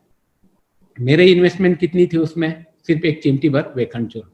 तो मैंने कहा ये तो मामूली था आयुर्वेद के लिए, ऐसे इसके पैसे हम कभी नहीं लेते। तो मैंने उसको निकाल दिया कि ये मामूली चीज के पैसे हम नहीं लेते हैं। और उसके बाद में वो पूरी फैमिली आयुर्वेद की बने। उस टाइम जितने भी पैसे मुझे उसने दिए थे, जैसे सोना के अंडा देने वाली मुर्गी होती है तो डायरेक्ट मुर्गी को काट दे और पूरे अंडे निकालने हैं और एक एक अंडा लेना है, उस तरीके से मुझे उसका फायदा हुआ। क्योंकि 3 मेडिकल होने के कारण जब भी उनके पास कोई पेशेंट रिपीटेडली दवा लेने के लिए आता था तो उनको कहते थे कि इसके बजाय तुम आयुर्वेद लेके देखो, तुम ठीक हो जाओगे। करीबन उसने 400-500 से भी ज्यादा आज तक पेशेंट मुझे भेजे होंगे। यानी मुझे एक छोटे छोटे किस्तों में कितने रिटर्न्स मुझे उस पेशेंट के कारण मिले। यानी श्वासावरोध का बच्चा जिसे मॉडर्न साइंस में सॉबिंग कहते हैं या ब्रेथ होल्डिंग कहते थे, उनको मैंने जब हिस्ट्री पूछी तो उन्होंने कहा कि इसकी आदत ही थी, काफी जिद्दी बच्चा था, कुछ भी जिद करता था और उसे यदि नहीं देते तो रोते रोते वो ब्रेथ होल्ड करता था, उसको मॉडर्न में सॉबिंग कहते हैं। तो वो ब्रेथ होल्ड करते थे, वो उसको उल्टा करके उसके पीठ पे थपथपाते थे तो अपने आप सांस उसकी चालू हो जाती थी। लेकिन उस दिन ये सब करने के बावजूद भी कोई फायदा नहीं हुआ, ठंडा पानी मारने के बाद भी कुछ नहीं हुआ, तब वो आयुर्वेद के पास आए थे। यानी श्वासावरोध वाला लड़का आयुर्वेद के पास आता है और सिर्फ नस से चिकित्सा से उसकी जान बच जाती है, ये हमारे आयुर्वेद के कारण हो सकता है। जैसे नशे से किसी से जान बचती है, वैसे विरेचन से भी किसी की इमरजेंसी बच सकती है, इमरजेंसी से आउट आ सकता है। ये भी मैंने मेरे प्रैक्टिस पे देखा है। ये 2001 की केस है। हमारे कोपरगांव में एक न्यूली एक डॉक्टर आए थे, आर्थोपेडिक सर्जन थे, MSD आर्थो, और उनके हॉस्पिटल शुरू हुआ था। उन्होंने इन्विटेशन नहीं दिया तो हम ओपनिंग को नहीं गए थे, मैंने उनको देखा भी नहीं था। और दुर्भाग्यवश 6 महीने के बाद उनको हेपेटाइटिस हो गया, एंट्री फ्योर हो गया और वो कोमा में चले गए। तो उनके एक बड़े भाई जो कि बीड़ में रहते थे, तो उनको ये पता चला उनको पुणे शिफ्ट करना है, तो उनको आयुर्वेद का वहाँ पता चला। और फिर वो कोपरगांव में आने के बाद डायरेक्ट मेरे पास शाम को 5-6 बजे मिलने आए। तो उन्होंने कहा मेरे बड़े छोटे भाई है, डॉक्टर है, और वो ऐसी ऐसी सिचुएशन है, उनको हम कल पुणे शिफ्ट कर रहे हैं, तो वो कोमा में है, तो एक बार आप देखते हैं तो अच्छा लगेगा। मैंने कहा ठीक है, आता हूँ। 8 बजे मैं उनके हॉस्पिटल चला गया। उनके हॉस्पिटल में वो लेटे थे, अनकॉन्शियस थे, RT ट्यूब डाली हुई थी, IV फ्लूइड चल रहा था। उनकी एनेस्थेसिस्ट बीवी बाजू में बैठी थी। मैंने जाकर पूछा क्या हो, उसने पूरी हिस्ट्री दी। शुरुआत में नौसिया था, टेस्ट करवाए, बिलिरुबिन बढ़ा हुआ आया, फिर बुखार आ गया, एंट्रिक फीवर पॉजिटिव आ गया, और आज के दिन में उस दिन के फ्रेश रिपोर्ट में सीरम बिलिरुबिन 14.65 था, और वो दिन ब दिन डिटोरेट होते जा रहे थे। तो वो उन्होंने कहा हम कल पुणे शिफ्ट कर रहे हैं।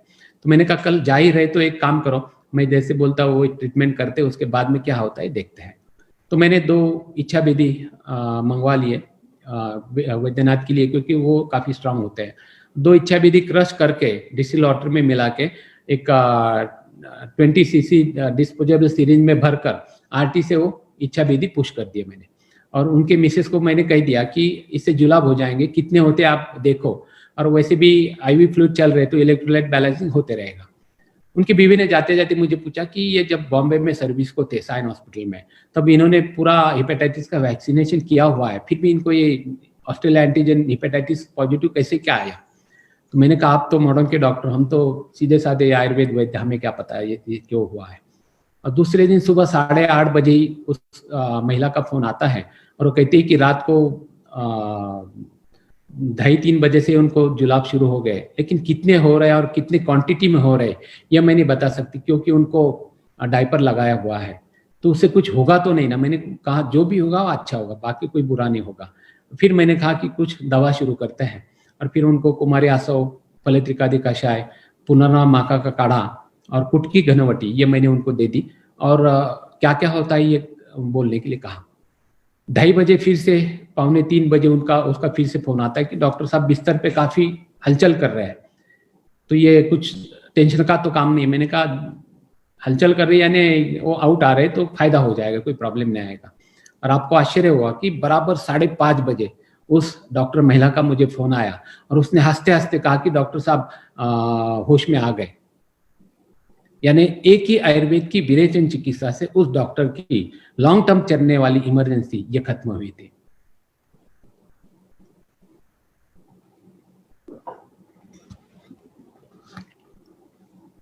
फिर इमीडिएट मैं उनको मिलने चला गया। डॉक्टर साहब होश में थे, मैंने उनको मेरी खुद की पहचान करा दी, मैं एक सिंपल आयुर्वेद वैद्य हूँ, और मैंने ट्रीटमेंट दे दिया, आपको अब काफी ठीक हो जाएगा, आप टेंशन मत ले लो। और फिर उस दिन रात को विरेचन के लिए मैंने कैस्टर ऑयल उनको एक 6 चम्मच एरंडी का तेल दे दिया। विरेचन भी हो जाएगा, और एरंडी का तेल कैस्टर ऑयल ये एंटीपायरेटिक एक्शन है उसकी, ज्वरग्न उसका गुण है, तो वो दे दिया। तो दूसरे दिन से उनका बुखार भी बंद हो गया, और हर 2-3 दिन के बाद में उनको विरेचन देते गए। करीबन 8वें दिन बिलिरुबिन 12 दिन जो चेक किया वो 14.5 से 3.65 हुआ था, और 21वें दिन उनका डॉक्टर का मुझे फोन आता है और कहते हैं कि अब बिलिरुबिन आज किया 1.60 आया है, और आज एक पेशेंट मेरे पास आया, इमरजेंसी है, तो मैं सर्जरी उनकी कर सकता हूँ क्या। मैंने कहा यदि सर्जरी करनी है, आपको थकान नहीं है, या 2-3 घंटे आप खड़े रह पाते हो तो कर सकते हो, मुझे कोई प्रॉब्लम नहीं है। और बराबर 1 महीने 10 दिन के बाद में सुबह सुबह मुझे उनका फोन आता है और कहते हैं कि रामदास मुझे पार्टी चाहिए। मैंने कहा किस बात के लिए। तो फिर उन्होंने कहा कि मैंने आज हेपेटाइटिस ऑस्ट्रेलिया एंटीजन टेस्ट करवाई है और मेरी टेस्ट निगेटिव आई है। तो मैंने कहा ऐसी तो टेस्ट कभी निगेटिव आती नहीं है, तुम लोग ही कहते हो, क्योंकि उसके पहले कभी टेस्ट निगेटिव होते हुए 2001 से पहले मैंने नहीं देखी थी। तो मैंने कहा रिपोर्ट गलत होगा, आप दूसरी जगह पे कर लो। और शाम को फिर से 5 बजे उनका फोन आता है और कहते कि रामदास अब तो पार्टी बनती है। मैंने कहा क्या हुआ? तो फिर उन्होंने कहा कि मैंने फिर से आज दूसरे एक एमडी पैथ के पास टेस्ट करवाई और वो टेस्ट फिर से नेगेटिव आई। तो फिर attack is the best defence. तो मैंने इमीडिएट उनको कहा कि पार्टी किसने किसको देनी चाहिए। तो वो डॉक्टर बोले कि आपके लिए तो जान हाजिर है, आप जो भी बोलेंगे, जब भी बोलेंगे, जहां भी बोलेंगे, मैं पार्टी देने के लिए तैयार हूँ। तो मैंने कहा मुझे पार्टी वार्टी नहीं चाहिए। आज रात को होटल सन एंड सैन में, जो कि 5 स्टार होटल शिरडी में है, वहां पर IMA की CME होने वाली थी। तो मैंने कहा वहां पे CME में खड़े होके वहां पर तुम्हारी केस बताओ कि तुम्हारा ऑस्ट्रेलिया एंटीजन टेस्ट आयुर्वेद के कारण निगेटिव हुआ और तुम ठीक हुए। वहां पर मेरा नाम नहीं लिया तो भी चलेगा, वहां पर जाके बताओ। और आपको आश्चर्य लगेगा कि कार्यक्रम CME के बाद में उन्होंने ऑर्गेनाइजर के पास से 5 मिनट मांग लिए और वहां पर खड़े होकर उन्होंने उनकी टोटल केस बताई कि उनको क्या हुआ था और कैसे वो अनकॉन्शियस से कोमा के स्टेज में जा रहे थे और वो कैसे ठीक हो गए। तो 21वीं सदी में एक अर्वाचीन शास्त्र के परिसंवाद में पुरातन हमारे स्वदेशी आयुर्वेद शास्त्र का गुणगान एक मॉडर्न एलोपैथी का डॉक्टर कर रहा था और बाकी सभी मॉडर्न डॉक्टर्स उस समय तालियां बजा रहे थे। यह क्षण निश्चित है किसी भी आयुर्वेद वैद्य के लिए अभिमानास्पद था, गौरवास्पद था। तो ये विरेचन से उसकी इमरजेंसी गई मैंने देखी है।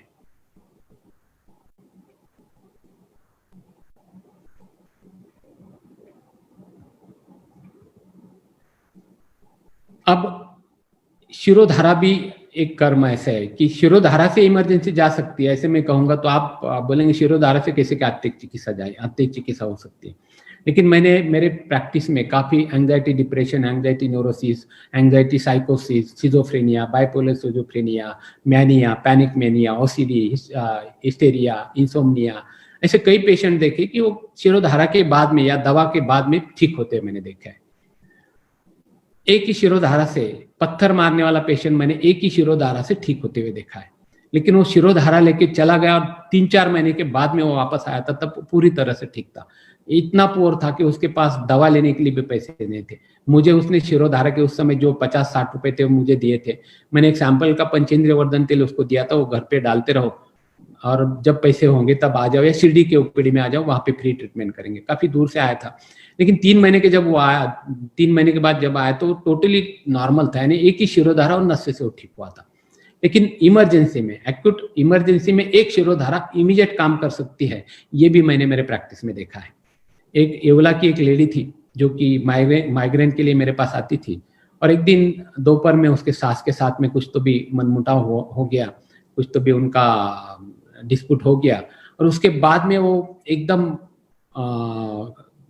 किसी अलग दुनिया में चली गई। यानी उसके बाद में वो किसी को भी पहचान नहीं पा रही थी, किसी से बात भी नहीं कर पाती थी, बोलने की कोशिश करती थी तो आवाज भी नहीं निकलता था और किसी को नहीं पहचानती थी, सिर्फ घर में इधर उधर घूमना, इधर उधर देखना, एकदम नए आदमी जैसे उसका वार्ता होने लगा था।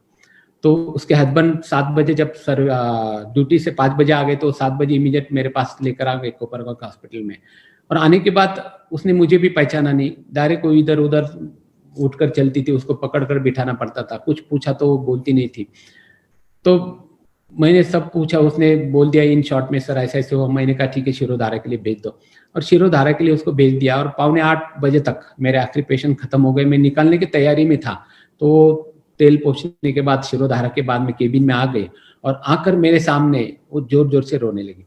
करीबन 4-5 मिनट वो रोने के बाद में एकदम उसका मन हल्का हो गया और फिर उसने कहा कि सर मैं यहाँ कब आई, मुझे यहाँ पर किसने लाया। तो हस्बैंड भी साथ में थे, मैंने कहा ये लेकर आ गए। तो मैंने उसको पूछा क्या हुआ था, तो उसको सिर्फ झगड़ा हुआ इतना याद है, उसके बाद में क्या हुआ ये उसको बिल्कुल पता नहीं था। और उसके बाद में फिर दवा देने का कोई सवाल नहीं था। मैंने कहा ठीक हो गई, कोई प्रॉब्लम नहीं। एक थोड़ा सा स्ट्रेस एंड टैबलेट जो कि आती है स्ट्रेस कॉम डाबर की, वो रात को एक लेने के लिए दे दिया और इतना ले लो ठीक हो जाएगा, ऐसे कहा। और उसके बाद में वो परमानेंटली ठीक हो गई। यानी ये इमरजेंसी जो कि साइकेट्रिस्ट की इमरजेंसी थी, किसी भी साइकेट्रिस्ट के भी पास जाते तो तुरंत वो ठीक नहीं होती, या उसको सेडेशन देते, वो नींद में रहती, नींद के बाद में भी वापस ठीक हो जाती, ये भी नहीं बता सकते थे। लेकिन एक शिरोधारा से इमीडिएट उसे ठीक होते मैंने देखा है। तो शिरोधारा भी इमरजेंसी में एक चलने वाला कर्म है। अब तक हमने पंचकर्म से किस तरह से इमरजेंसी ट्रीट कर सकते ये देखा। लेकिन पंचकर्म से भी इमरजेंसी आती है, ये भी तुमको पता होना जरूरी है। मैं नए बच्चे जितने भी आते हो उनको सबको कहता हूँ कि पंचकर्म व्यापक कॉम्प्लिकेशन के बारे में पहले ट्रीटमेंट सीख लो, क्योंकि 100 पेशेंट तुम ठीक करोगे और एक हाथ के स्पॉइल होती है, खराब होती है, तो पूरा शास्त्र बदनाम हो सकता है। इसलिए पहले इमरजेंसी हैंडल करने सीखो। और पंचकर्म से भी काफी बार इमरजेंसी प्रैक्टिस में आते हुए हमने देखे हैं, तो वो भी तुमको पंचकर्म से ही ट्रीट करने पड़ते हैं, आयुर्वेद से ट्रीट करने पड़ते हैं। यदि ये केस फिर मॉडर्न डॉक्टर के पास जाते हैं तो वो डॉक्टर फिर आयुर्वेद पे कमेंट्स करते हैं या शास्त्र को इनडायरेक्टली गालियां देते हैं।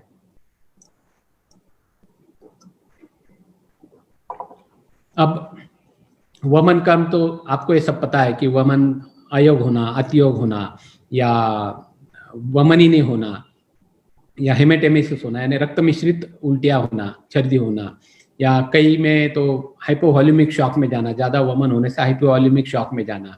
तो ये व्यापद हमने देखे हैं। अभी ये शास्त्रोक्त व्यापद है, लेकिन प्रैक्टिकल व्यापद कुछ अलग से होते हैं।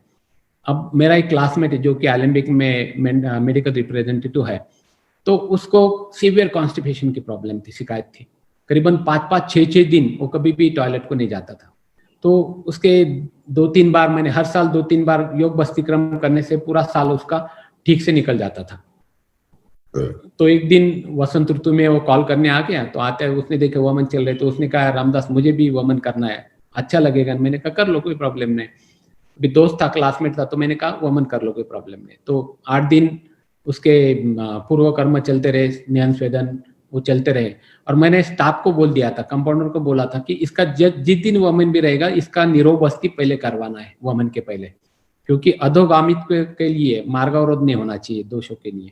तो ये बताया था। उस दिन अनफॉर्चुनेटली पहले दिन का एक वमन वाला जो एक जिन्वेन कारण के लिए आ नहीं सका, वो उस दिन आया था, यानी उस दिन 4 वमन वो पकड़ के 4 वमन थे। तो ये घर का ही था, फ्रेंड ही था, तो उसको बाजू कर रख के पहले 3 वमन करवा लिए, और चौथा वमन मैंने उसको तैयारी होने के बाद मैं अंदर जाता था, तो वो बोले तैयारी हो गई। मैं जाके फिर मैंने ये नहीं पूछा कि बस्ती दिया नहीं दिया, अभी बोला है तो दिया होगा, ये ध्यान में भ्रम में मैं रहा, और वमन उसका ठीक से होगा, कोई प्रॉब्लम नहीं आया। और वमन करके वो जैसे ही कॉट पे जाके लेटा और जोर जोर से चिल्लाने लगा, इतना जोर से चिल्लाने लगा कि नीचे से रोड से जाने वाले भी ऊपर देखने लगे क्या प्रॉब्लम है, क्या हुआ है। और कॉट पे एकदम जोर जैसे वो छलांग मारने लगा। तो इमीडिएट मैंने कंपाउंडर को पूछा बस्ती दिया था क्या? उसने कहा नहीं मैं भूल गया, जल्दबाजी में टाइम हुआ था, मैंने ले लिया उसको। मैं इमीडिएट बस्ती रूम में चला गया, एक को कहा पटाख से नीरो बस्ती की तैयारी करो, क्योंकि मुझे पता था इसको कॉन्स्टिपेशन रहता है।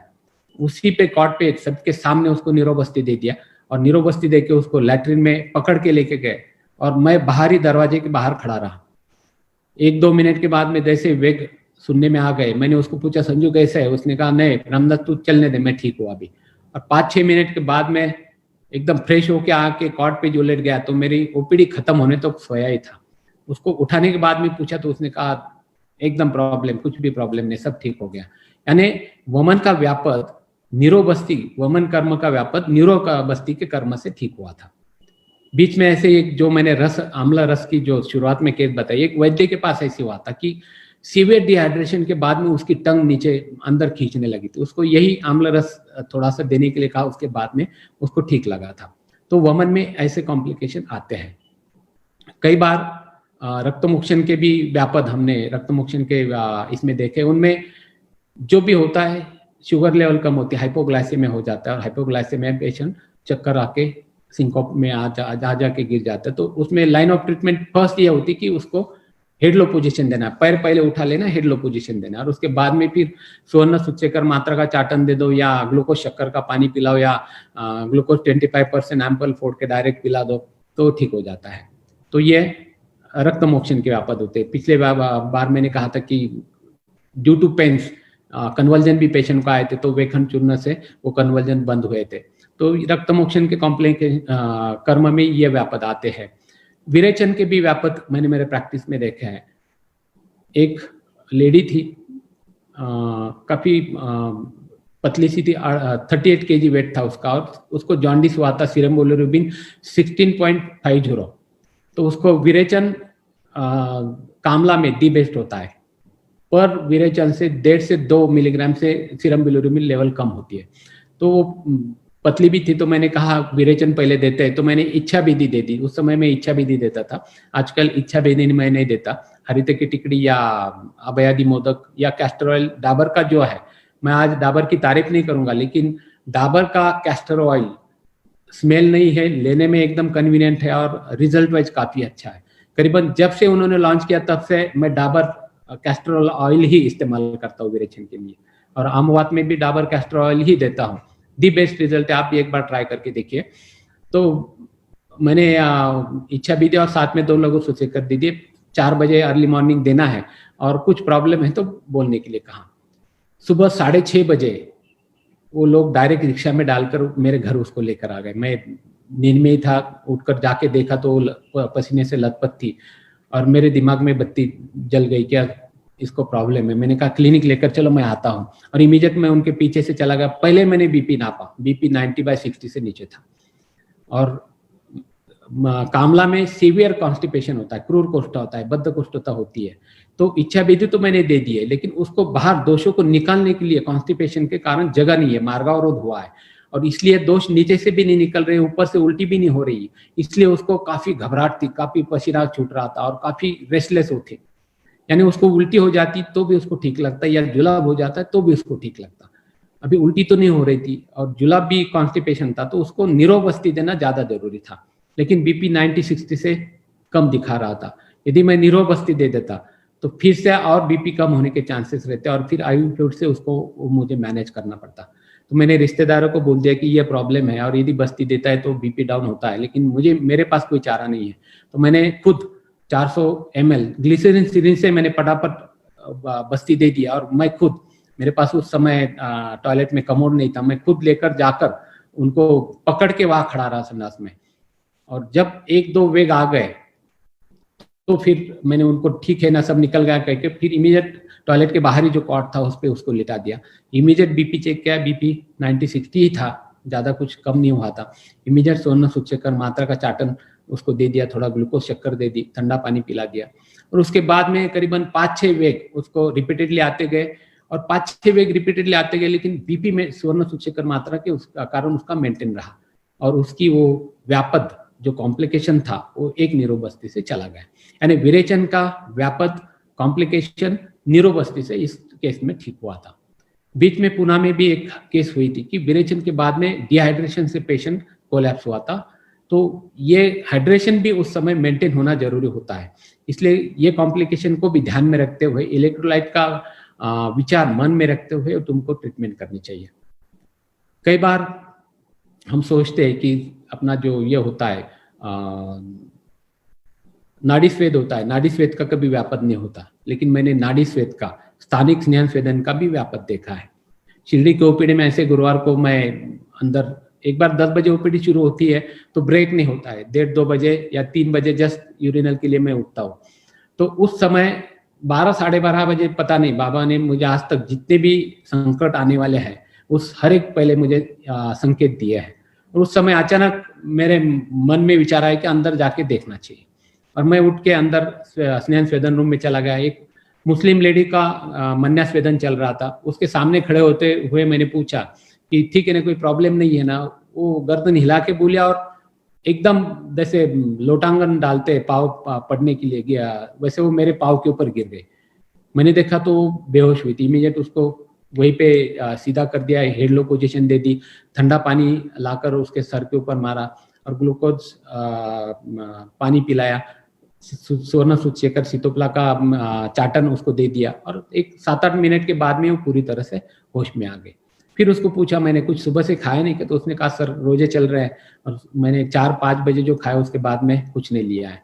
तो उस समय 12:30 बजे मन्या स्वेदन के कारण उसका पित्त प्रकोप होकर पित्त भ्रम उसमें उत्पन्न हुआ था, और उसके कारण वो व्यापद उत्पन्न हुआ था। तो उसके बाद में हमने वो भी ध्यान में रखना शुरू किया कि कोई खाए बगैर या पानी पिए बगैर या कुछ वैसे स्वेदन करना नहीं है। वही प्रकार सर्वांग स्वेदन में होता है। मैंने तो, मेरे पास बॉक्स मैंने बना लिया है, क्योंकि यदि लेटकर तुम सर्वांग स्वेदन करते हो तो विशिष्ट स्टेज के बाद में, भले तुम धूप काल में भी यदि स्वेदन करते हो तो विशिष्ट स्टेज के बाद में एक हल्कापन महसूस होता है, अच्छा लगने लगता है।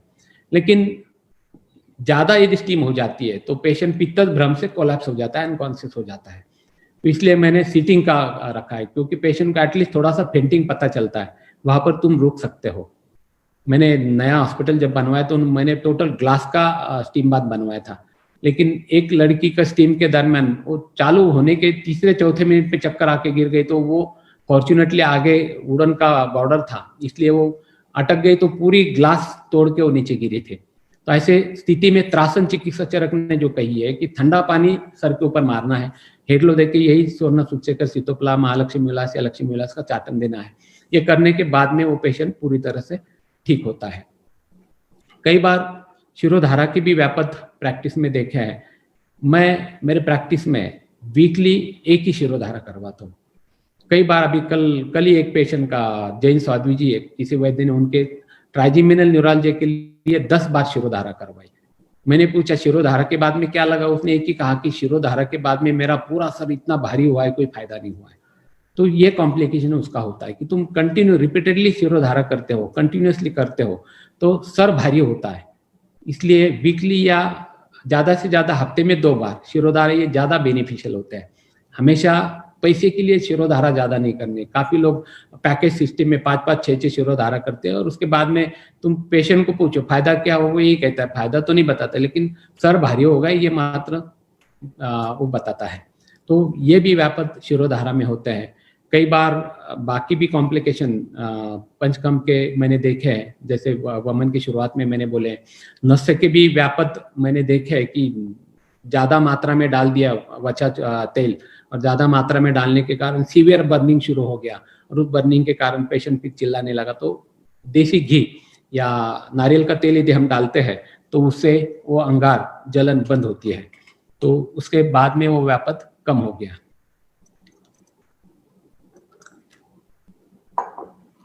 तो कई बार तर्पण के बाद में पेशेंट ये तकरार करता है कि एक बार मेरे पेशेंट का तर्पण हो गया और जाने के बाद घर से फोन आया कि सर उसको काफी धुंधला दिख रहा है।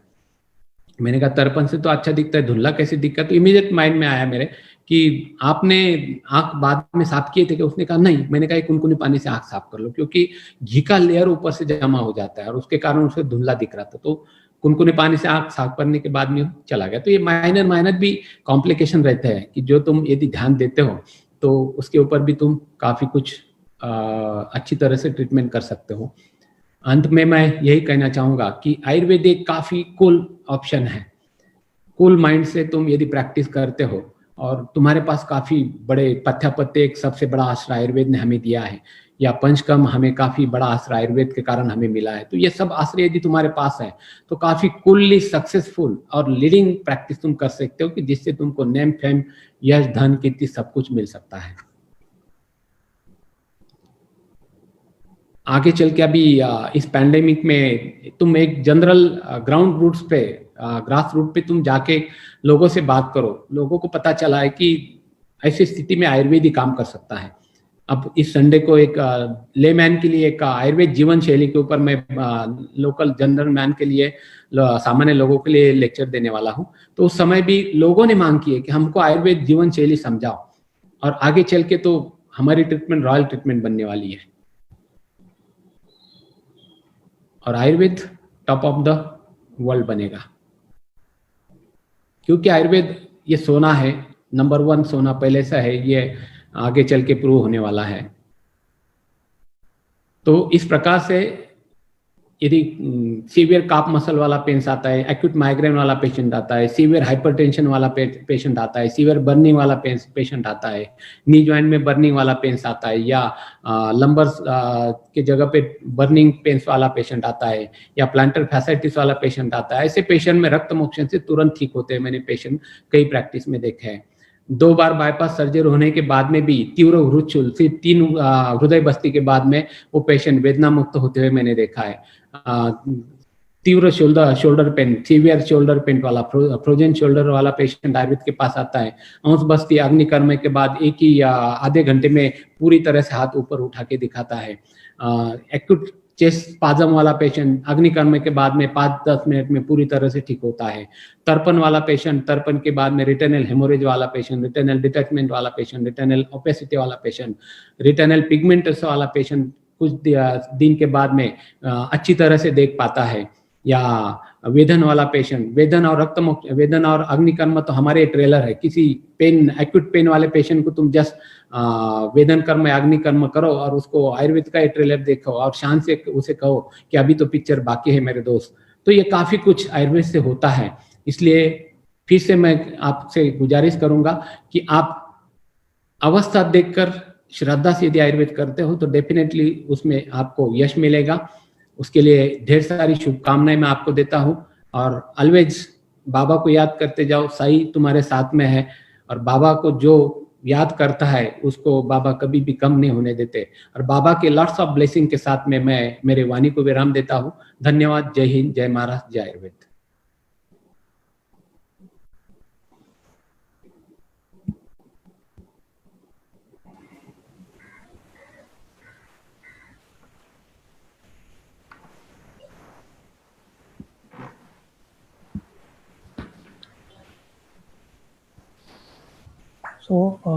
मैं हार्दिक धन्यवाद देना चाहूँगा डॉक्टर रामदास अवार्ड सर जी को। उन्होंने बहुत ही एलेबोरेटली काफ़ी सारी जो चीज़ें हैं, जैसे पंचकर्म में पंचकर्म का उपयोग कैसे अत्यय चिकित्सा में हो सकता है, और उनके जो क्लिनिकल एक्सपीरियंस यहाँ पर शेयर किए हैं वो बहुत ही वैल्यूएबल है आज की डेट में। और कुछ क्वेश्चंस यहाँ पे पोस्ट किए गए थे, तो उनके बहुत सारे क्वेश्चंस के जो आंसर्स थे सर ने मेरे ख्याल से जब वो प्रेजेंटेशन रन कर रहे थे उसी टाइम पे उन्होंने उसके आंसर्स दे दिए गए। यदि पढ़ के बताता है तो बोल उत्तर दे सकता हूँ मैं।